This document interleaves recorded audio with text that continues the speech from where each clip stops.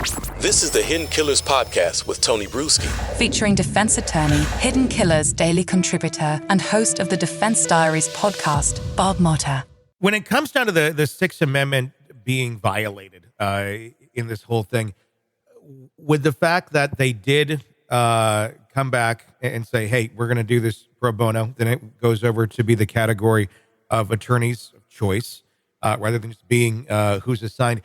Is there anything that prevents anyone in any case that you get assigned your attorney? Let's say suddenly you come across some money. Maybe a family member steps in and says, we can do better. Let's pay for some defense here. Obviously, that's not what happened here, but pro bono, he's getting this for free. But it is.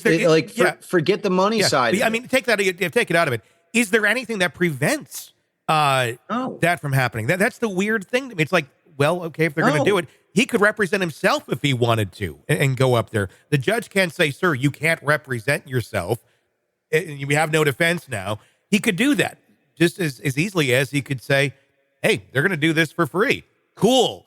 I don't get where she can step in and still say, no, you still can't have these people. That just doesn't seem to make any legal sense at all, other than it's crazy. But like, keep the money side of it in or out. It doesn't matter. The fact of the matter is, like, it happens constantly, all the time. I mean, if I have somebody that comes into my office and they're like, oh, we'd really like you to represent us in this case. And we're like, okay, well, this is what our retainer amount is. They're like, whoa, well, we don't have that kind of money.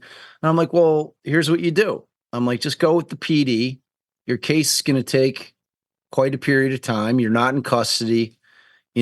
Just try to save up some dough, go with the PD for the first 6, 7, 8 months while you're saving money, and then just come and retain us. It happens all the time. Yeah. All the time. There is not, like, ultimately, as long as you have a replacement for the public, for the appointed person, the defendant has the right to say, because like a defendant can't just run through public defenders. No. Saying, oh, I don't like this guy. I don't like this woman. I don't like this guy. Like, I mean, I've seen it happen in some cases, like that Sarah Boone case, the woman who zipped her boyfriend up in the suitcase and forgot about him allegedly. Yeah. Like, she's gone through like 7 lawyers. Like, and I don't even know how that's happened, but I mean, it's very, very common for somebody to start off with a PD, and then exactly like you said, that family, friends, whoever raises the capital to get them private counsel. Yeah. And like, the fact of the matter is the issue with public defenders is not their ability to practice law. There are brilliant public defenders out there. The problem with public defenders is their caseload.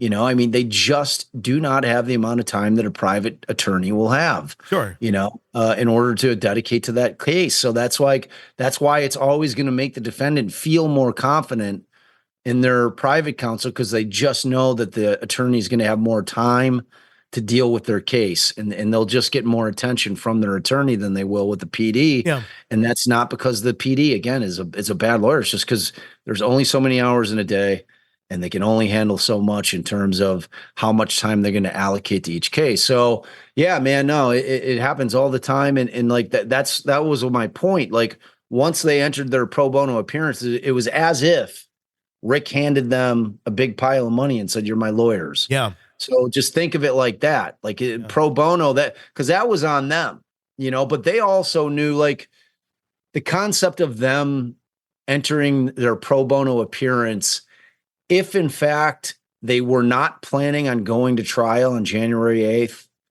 would have been mind-blowing, because like a case like that kills the rest of your practice in terms of you just can't take on other business because it takes up all your time. Like, you can't in good conscience just keep churning cases in. All your resources because you're not are going to, I mean, you can't do it, So, but in light of the fact that we knew that they were going to be ready to go to trial in 2 months, it made it completely plausible that they could come on pro bono, I mean, and then they could handle the case. They were ready for it.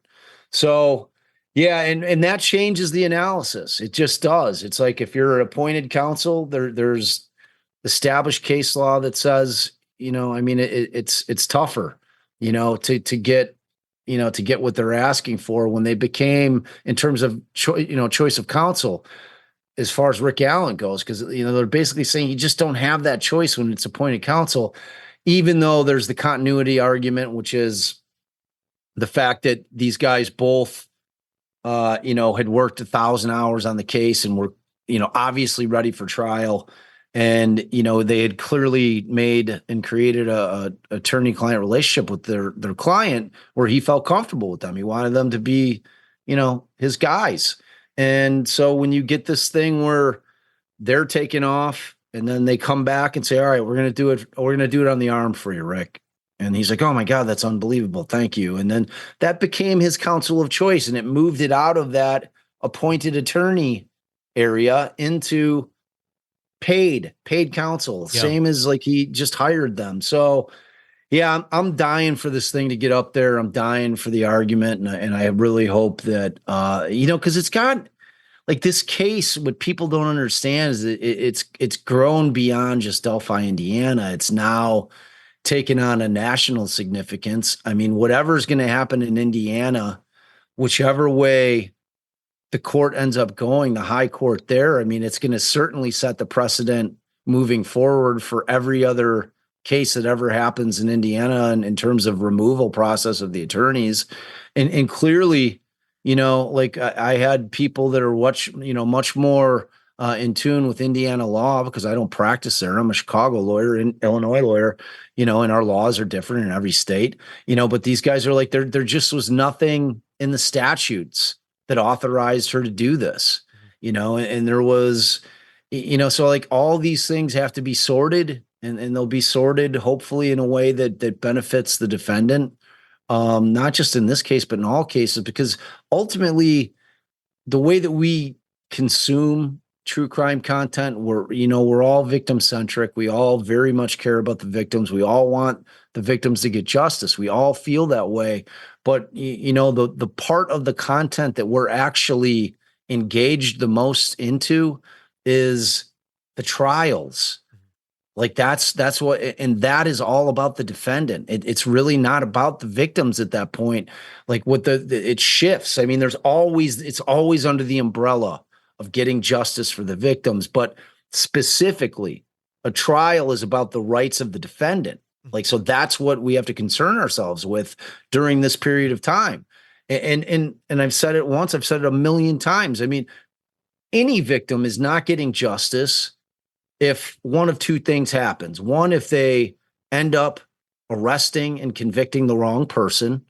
Under no circumstances is that justice for the victims, because the person who committed the crime is still out there. Yeah.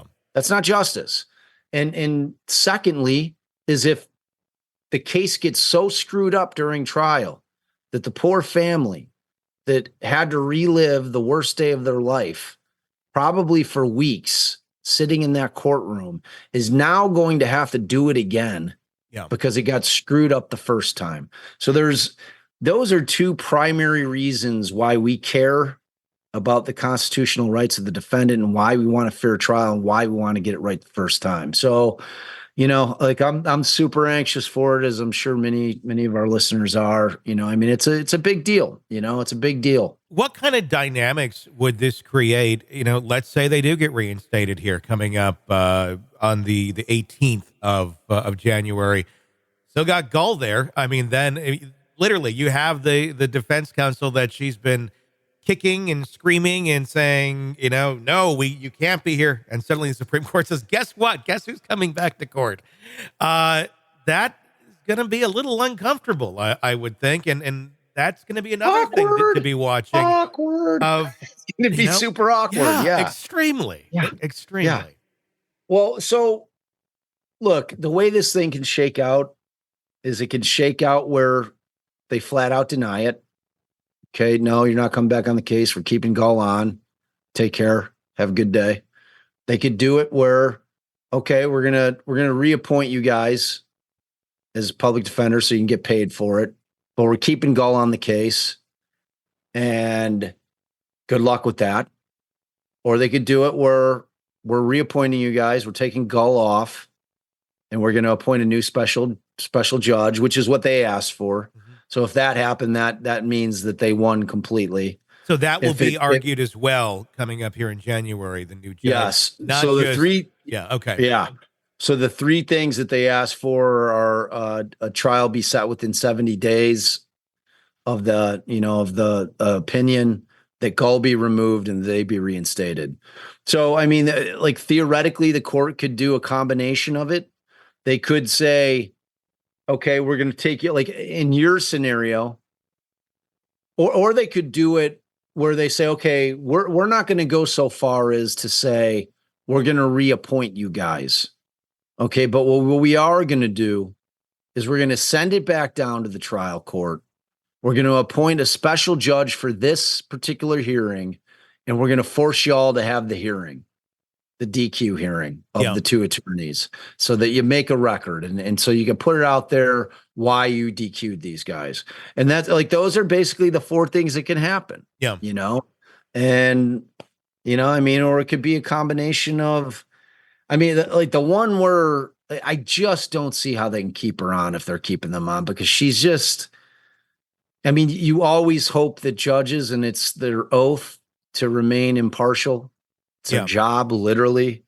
But she's just put too much out there to where any ruling on any motion that goes against the defense, automatically the public is going to think that she's just biased, whether or not it was legally right. And so it's like, and you can't undermine the public's trust in the system like that. You just can't, like everybody's be like, this thing stinks, but pretty much every legal scholar that I've spoken with, and myself included, believe that if they don't reinstate these guys, it's an automatic, like this trial would be a practice run, that it's an automatic, it's structural error, and that it's going to get kicked back and it's going to get retried.